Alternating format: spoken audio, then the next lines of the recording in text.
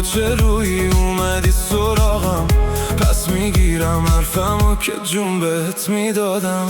حرکاتت رو میدونم روی عمده، نگاه های هیز تو اداهای زننده. هنوز یادمه منو وامی کردی از سرت، میگفتی بامی تا که حوصلت سر نره.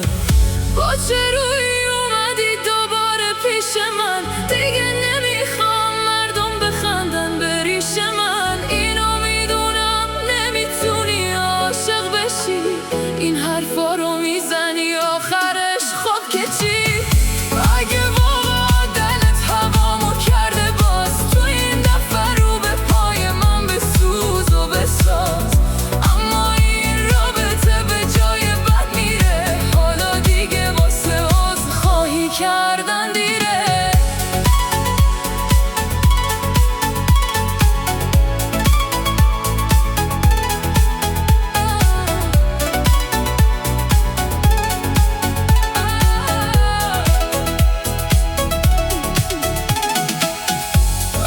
زندگیم برو نذار که با تو بچم، نمیتونم کارایی رو که کردی بام ببخشم. نه دیگه بسه از بس، هرچی هیچی بهت نگفتم. میگفتی حرفام واسه توی مشت حرف مفتم.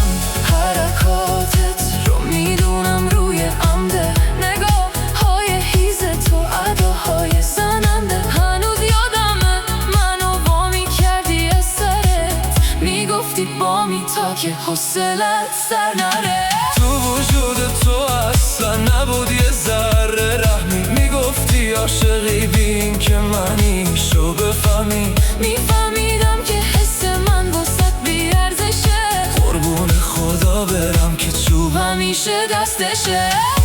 اگه واقعا دلت هوامو کرده باز، تا این دفعه رو به پای من بسوز و بساز.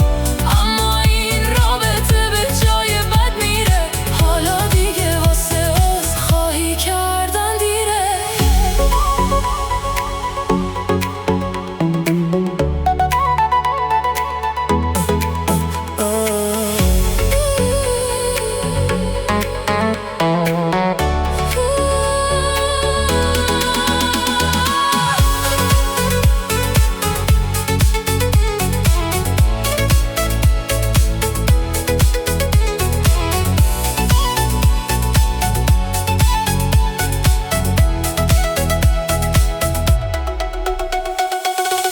با چه روی اومدی دوباره پیش من، دیگه نمیخوام مردم بخندن به ریش من. اینو میدونم نمیتونی عاشق بشی، این حرفا رو میزنی آخرش خب که چی؟